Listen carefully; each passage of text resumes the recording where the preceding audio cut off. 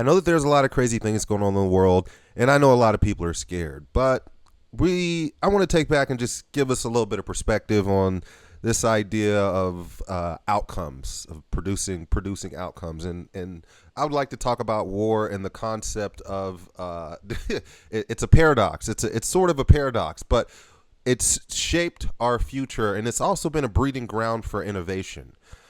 Take, for instance, the radar in World War II was invented to detect enemy aircrafts, correct?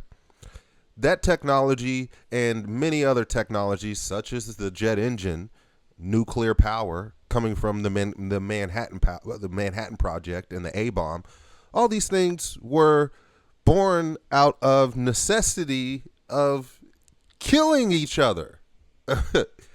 we we we made some of the badass shit from killing each other. Just take a step back and think about that. And I say all that because you can get frustrated and you can disagree with Trump or whoever that's in office at any point in time. You can disagree with them, right? And that's fine. I think that people get so caught up in the present moment and their emotions that they forget that sometimes positive things come out of things that might not look so positive at the time. And this is more of a commentary of what we think about good and bad, right?